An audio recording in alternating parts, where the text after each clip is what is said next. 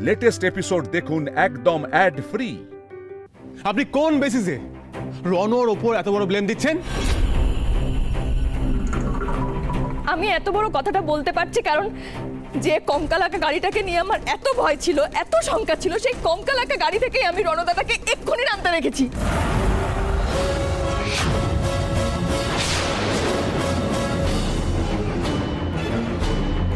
তাও আবার আমাদের বাড়ির সামনে। কি রণদাদা চুপ করে আছেন যে? বলুন, আপনি নামেননি ওই কঙ্কালাকা গাড়িটার থেকে? কি হলো বলুন? মিতুল, আপনার কি মাথাটা খারাপ হয়ে গেছে? আপনি কি জানেন কাকে কি বলছেন? হ্যাঁ আমি জানি, আর জানি বলে এরকম পাগলের মতো ছুটে এসেছি। কারণ আমি যখন রণদাদাকে গাড়ি থেকে নামতে দেখি তখন আমারও অবস্থা আপনাদেরই মতো হয়েছিল। আমি নিজের চোখে বিশ্বাস করতে পারিনি। তারপর সবটা আমার কাছে পরিষ্কার হলো।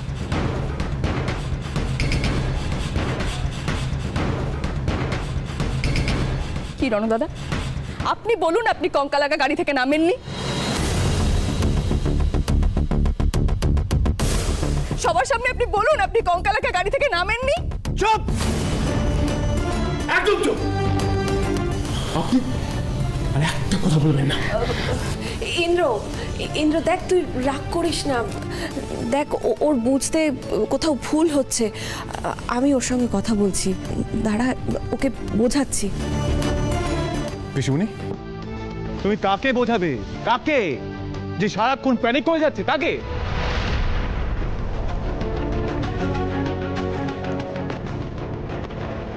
সারাক্ষণ ভয়, সবসময় আতঙ্ক। আমি মানছি আমাদের উপরে যা বিপদ হয়েছে তাতে প্যানিক করার মতোই, কিন্তু তা বলে উনি এইসব কথা বলবেন? তা বলে রণর নাম নেবে?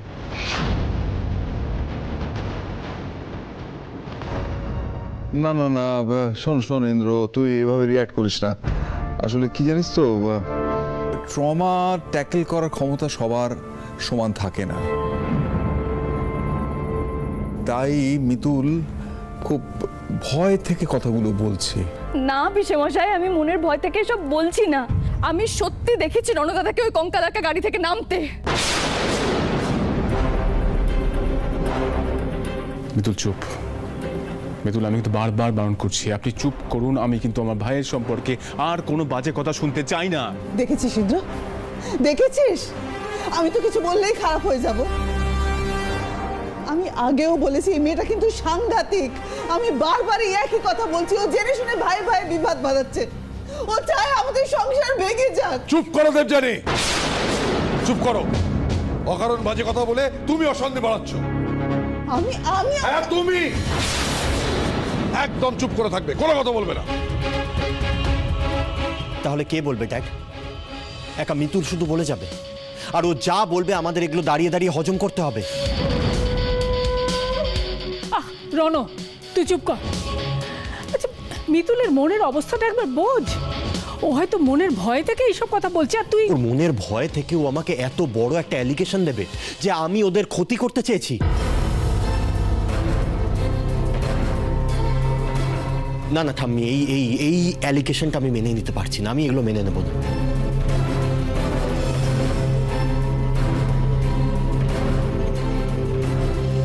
আমি কিন্তু মিথ্যে কথা বলছি না ঠাম্মি, আমি সত্যি দেখেছি। ভুলও তো দেখতে পারিস। কদিন ধরেই দেখছি তুই কিছু একটা নিয়ে ভীষণ চিন্তা করছিস, তার উপর আবার এই অ্যাক্সিডেন্ট। তুই হয়তো ভুল দেখেছিস। হ্যাঁ, ভুল তো হয়েছে। আপনাদের কি মনে হয় যে রণ নিজের দাদা আর দাদার পরিবারের এত বড় ক্ষতিটা করতে পারে? কি চাইছো কি তুমি মিতুল? তুমি এসব মিথ্যে অপবাদ দিয়ে আমার ছেলে, আমার রণকে ঘর ছাড়া করতে চাইছো, তাই তো? কেন এসব করছো তুমি? যাতে সম্পত্তির ভাগ তুমি বেশি পাও। ছি ছি ছি ছি।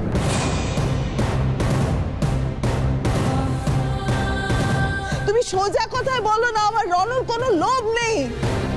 সোজাসুজি বলো, আমার রণ তোমার সম্পত্তির টাকা তুমি যা চাইবে সব দিয়ে দেবে। কিন্তু তার জন্য এতটা নিচে নেব না মিতুল, প্লিজ এতটা নিচে নেব না। মা কেন করছো এগুলো? প্লিজ থামো এবার। শুভ, মম কেন চুপ করবে? মম তো ঠিকই বলছে। মিতুল যখন আমাকে ওই ওই বাজে বাজে কথাগুলো বলছিল তখন তো তুই কিছু বলিসনি, তাহলে এখন তুই কথা বলছিস কেন? এই রনো,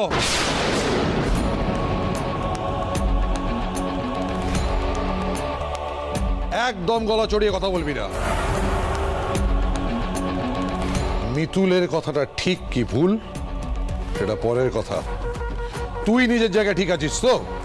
ড্যাড, তুমি কি সত্যি আমাকে সন্দেহ করছো?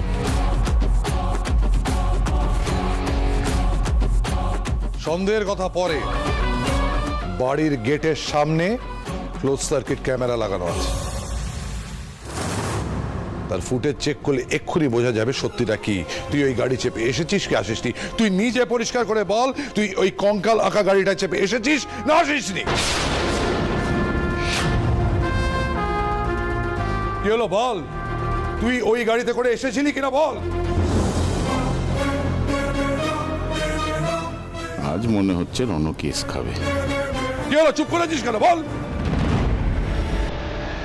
হ্যাঁ, এসেছিলাম।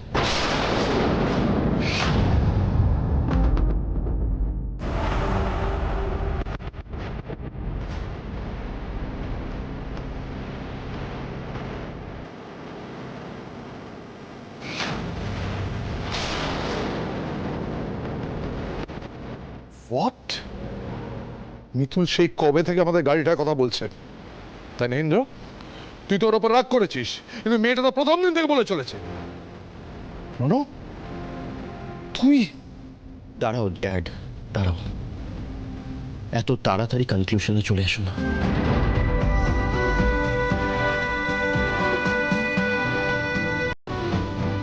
রনো, কোনো কনক্লুশনে আসতে আমি চাই না, আর এটা আমাদের পছন্দ নয়। কিন্তু তুই আজকে ওই কঙ্কাল আঁকা গাড়ি থেকে নেমেছিস, এটা তো সত্যি। তাতে কি প্রমাণ হলো দাদু? কি প্রমাণ হয় তাতে? তাতে এটা প্রমাণ হয়ে যায় যে আমি গুগলিকে কিডন্যাপ করিয়েছিলাম? তাতে এটা প্রমাণ হয়ে যায় যে আমি কোম্পানির গোডাউনে আগুন লাগিয়েছিলাম? তাতে এটা প্রমাণ হয়ে যায় যে আমি দাদাভাইয়ের ক্ষতি করাতে চেয়েছিলাম?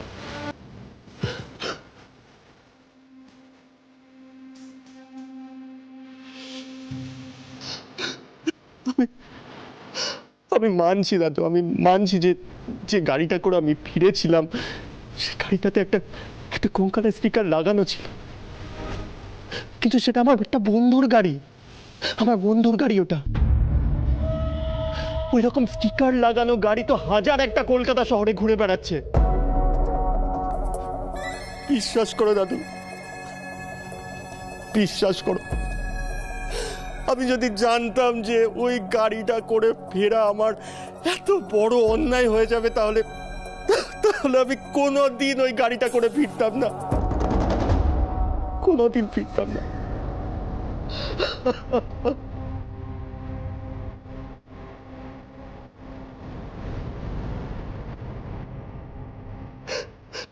বাবা, আমি তোমার পা ধরে বলছি, আমি তোমার পা ধরে বলছি বাবা, আমি মিতুনের বলা একটা কাজও করিনি। ও যা কিছু বলছে সব কিছু মিথ্যে বাবা, সব কিছু।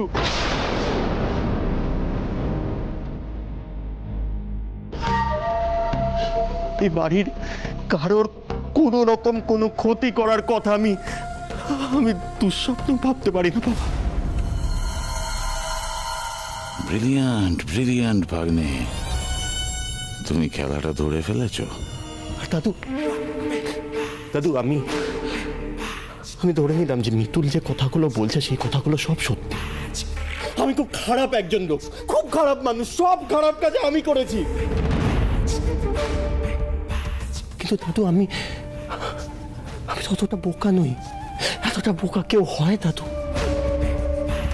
যে গাড়িতে বসে সে এতগুলো খারাপ কাজ করলো, সেই গাড়িতেই সে ঘুরে বেড়াবে।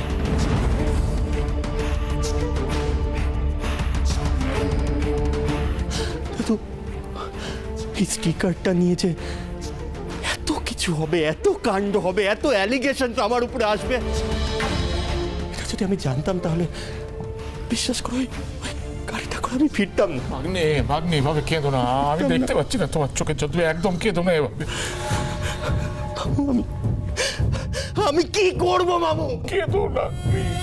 কি করব আমি? আমি কোনোদিন ভাবতে পারিনি যে আমার বাড়িতে দাঁড়িয়ে আমাকে এটা এক্সপ্লেন করতে হবে যে আমি আমার দাদা ভাইয়ের কোনো রকম কোনো ক্ষতি কোনোদিন করতে চাইনি। আমার দাদা ভাই যাকে নিজের মেয়ের মতো মনে করে তার ক্ষতি আমি করতে চাইনি। যে বাড়িতে আমি ছোটবেলার থেকে বড় হয়ে উঠেছি,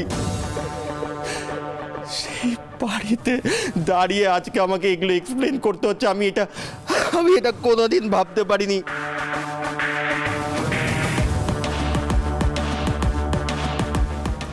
তুই কাঁদিস না রণ, তুই কাঁদিস না। আমার খুব খারাপ লাগছে রে, খুব কষ্ট হচ্ছে। এখানে সবাই তোকে বিশ্বাস করছে, কেউ অবিশ্বাস করছে না বাবা। দিদা আমাকে কেউ বিশ্বাস করছে না, কেউ না, সবাই অবিশ্বাস করছে। আর সবাই শুধু মিতুলকে বিশ্বাস করছে আজকে। দিদা এইরকম অপমানের পর আমি এই বাড়িতে থাকতে পারবো না।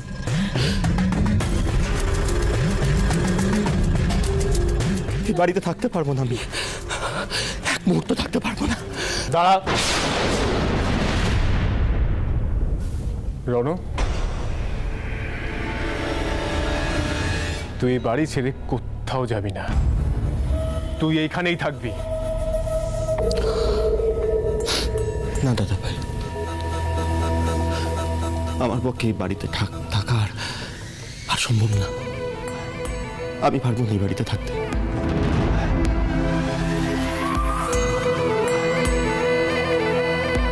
বিশেষ করে এরপর থেকে এই বাড়িতে যা কিছু হবে সবাই আমার থেকে আঙ্গুল তুলবে, সবাই সব দোষ আমাকে দেবে।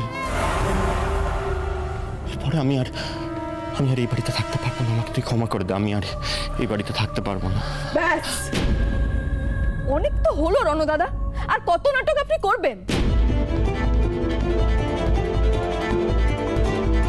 এসব চোখের জল দিয়ে আপনি বাকিদের মন ভোলাতে পারলেও আমার মন ভোলাতে পারবেন না। চুপ, আর একটাও কথা বলবেন না। আপনার কি মাথা খারাপ হয়ে গেছে? দেখছেন তো ছেলেটা কি অবস্থা, কান্নাকাটি করে। আর আপনি এরপর ওকে বলবেন নাটক করছে? হ্যাঁ, আপনি শুধুমাত্র নিজেকে নিয়েই ভাববেন। অদ্ভুত। মিতুল, তুই একটু শান্ত হ, একটু শান্ত হ। শোন, আমি বুঝতে পারছি তুই যা কিছু করছিস, যা কিছু বলছিস সব ভয়, খুব ভয় থেকে বলছিস। কিন্তু একটা কথা শোন, সব কথা সব জায়গায় বলা যায় না। আর একটা কথা আমি বলতে বাধ্য হচ্ছি, আমি তোর সমস্ত সন্দেহ, তার আগে তোর সমস্ত যা তুই ভেবেছিস, চিন্তা করেছিস, আমি সমর্থন করেছি। কিন্তু তোর এই সন্দেহটাকে আমি ঠিক সমর্থন করতে পারছি না। আমার মনে হচ্ছে তোর এই সন্দেহটা অমূলক। সব শেষ করে দিল এই মেয়েটা, সব শেষ করে দিল এই মেয়েটা, সব শেষ করে দিল মেয়েটা, সব শেষ করে দিল। রণ, তুই কোথাও যাবি না। মামু, তুমি ওকে নিয়ে ঘরে যাও, আর আপনি আমার সঙ্গে উপরে আসুন। দেখুন আসুন বলছি। আপনারা কেউ আমার কথা বিশ্বাস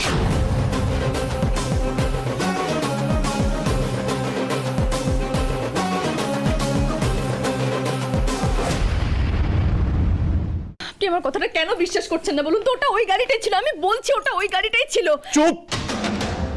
চুপ মিতুল, চুপ। তখন থেকে এক কথা বলে চলেছেন। আপনি কি সত্যি আমাকে এতটা অবিশ্বাস করেন? আচ্ছা, আপনি জানেন না ওই কঙ্গালাকা গাড়িটার কথা? আপনি জানেন না যে কোনো রকম বিপদে আমি ওই গাড়িটাকে দেখতে পাই? তাহলে কেন আজকে রণদাদা গাড়িটা থেকে নেমেছিল বলুন আমাকে, কেন? প্লিজ, আমি আপনার সামনে হাত জোর করে বলছি, প্লিজ আপনি চুপ করুন। এক কথা কেন আওড়াচ্ছেন? আমি বুঝতে পারছি আপনার একটা বড় অ্যাক্সিডেন্ট হয়েছে, তাতে আপনি ট্রমাটাইজ, আপনার এটা হওয়াই স্বাভাবিক। কিন্তু তা বলে আপনার মাথায় যা আসবে আপনি যা খুশি বলবেন? হ্যাঁ, কেন করছেন আপনি? আপনি আমার ভাইকে ব্লেম করছেন। হ্যাঁ, আপনি এই কথাটা বলার আগে ভাববেন না একবার? মৃদুল, আমি বুঝতে পারছি আজকে আপনি ছিলেন বলে আমি প্রাণে বেঁচে গেছি। আমাদের পরিবারের অনেক কিছুতে আপনি হেল্প করেছেন, তাতে আমাদের পরিবারে অনেক হেল্প হয়েছে। তাহলে আপনি আমার পরিবারের লোককে এভাবে ব্লেম করুন, সেটা আমি সহ্য করব? আপনি ভাবলেন কি করে? আপনার এই মানসিক অবস্থার জন্য আমার বাড়ির লোক দায় নেবে? কেন নেবে? কেন আপনার কথা শুনে আমার ভাই এই বাড়ি ছেড়ে বেরিয়ে যাবে? বলুন কেন? মিতুল, আমি কিন্তু আপনার লাস্ট টাইম বলছি, আপনি এরকম ব্লেম করার আগে দুবার ভাববেন কিন্তু। বুঝতে পেরেছেন? ইন্দ্রবাবু, বলেছিলাম তুই মরবি, এই ভয়টাই পাচ্ছিলাম আমি।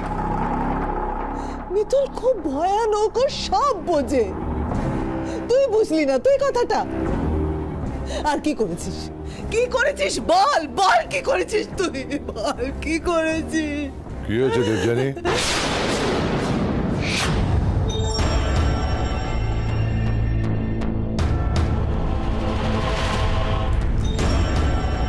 কাঁদছো কেন? না, আসলে আমি খুব ভয় পেয়ে গেছি গো। কিসের ভয়? তুমি বলছো কিসের ভয়? আমি তো কোনোদিন ভাবিনি যে বাড়িতে দাঁড়িয়ে কেউ বাড়ির ছেলেকে খুনির অপবাদ দেবে। কি বলেছে সে কথাটা তো বড় নয়, বড় কথা হলো কথাটা কেউ বিশ্বাস করলো কিনা। আর অন্যায় যদি কেউ না করে থাকে তাহলে তো ভয়ের কিছু নেই, তাই না রণ? হ্যাঁ ঠিকই তো, আমি তো কোনো অন্যায় করিনি। ঠিক তো।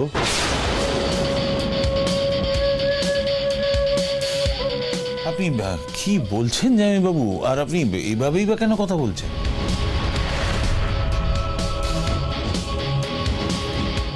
শোন রণ, মিতুল যে কথাগুলো বলেছে সেগুলো আমি বিশ্বাস করিনি, এটা ঠিক। কিন্তু তার মানে এটা নয় যে আমি বলছি ওর সন্দেহগুলো অমূলক।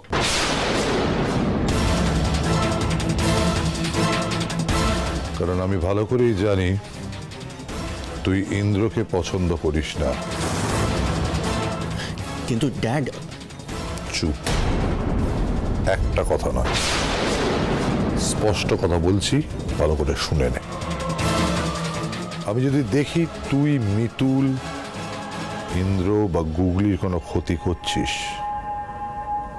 তাহলে তোর বিপদ বাড়বে, বই কমবে না।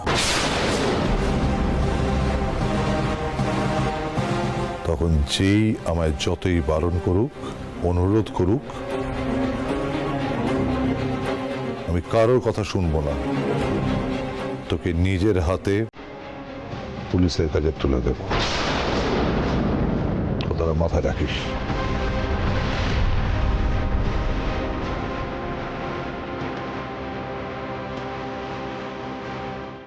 আমার পরিবারের বিরুদ্ধে আপনি যা যা বলবেন না সেটাই আমাকে বিশ্বাস করতে হবে, আপনি ভুল ভাবছেন। মিতুল, আপনি আমার পরিবারের জন্য যা যা করেছেন সেই সব কিছু কথা মাথায় রেখে আমি কিন্তু আপনাকে ওয়ার্ন করছি, নেক্সট টাইম এরকম কিছু বলার আগে দুবার ভেবে কথা বলবেন। বুঝতে পেরেছেন? এত কিছুর পরও আপনি আমায় সাবধান করছেন? আমায় বিশ্বাস করতে পারছেন না? আমার উপর আপনার এতটুকু বিশ্বাস নেই? শুধুমাত্র প্যানিক করে আপনি রণকে এইভাবে অ্যালিগেশন দিয়ে দিলেন। প্রমাণ ছাড়া বাইরের লোককেও অ্যালিগেশন দেয় না, দেওয়া যায় না। আর আপনি বাড়ির লোককে দিয়ে দিলেন। একটা কথা বলার আগে ভেবে দেখলেন। এখন মামুনি কি ভাবছে, রণ কি ভাবছে, ওদের মনের মধ্যে কি হচ্ছে সেটা বুঝতে পারছেন? ইন্দ্র, দেখ, তোদের স্বামী স্ত্রীর কথার মধ্যে আমার আসাটা উচিত নয়, কিন্তু আমি এক প্রকার বাধ্য হয়ে এই অনধিকার চর্চা করছি। ইন্দ্র, মিতুল তো আজ অব্দি কোনো ভুল কথা বলেনি, তাহলে ওকে অবিশ্বাস করছিস কেন? হ্যাঁ, ও যখন একটা কথা বলছে তার পেছনে নিশ্চয় ওর কোনো একটা লজিক আছে। কি তুই বলছো? তুমি কি বলছো বাবা? মানে ওনার কথা অনুযায়ী আমার নিজের ভাইকে, রণকে মানে সন্দেহ করা উচিত? মানে আমি এটা মেনে নেব আমার ভাই আমার বিরুদ্ধে ষড়যন্ত্র করেছে? হ্যাঁ, আমার তো এটা ভাবলেই কেমন কেমন লাগছে। না, আমি তোকে বলছি না রণকে সন্দেহ কর, কিন্তু মিতুল কিছু একটা দেখে তো ভয় পেয়েছে, সেটাকে আমি উড়িয়ে দিতে পারি না। শুধু শুধু ওর ওপর মেজাজ দেখাস না। ছাড়ুন না বাবা, উনি আবার আমাকে আমার জায়গাটা বুঝিয়ে দিলেন। উনি বলেছেন উনি আমার কোনো কথা বিশ্বাস করতে পারবেন না। মিতুল, মিতুল শোনো। দেখলে বাবা, অন্যায় করে আবার রাগ দেখাচ্ছে। এই মেজাজ তো তুই দেখালি, তুই তো ওর ওপর মেজাজ দেখালি। মিতুল, মিতুল আমাদের জন্য কি করেছে সেটা ভুলে যাস না ইন্দ্র, ভুলে যাস না। ওর ওপর এটা ভরা হোস না, ওকে কষ্ট দিস না। মেজাজ সবসময়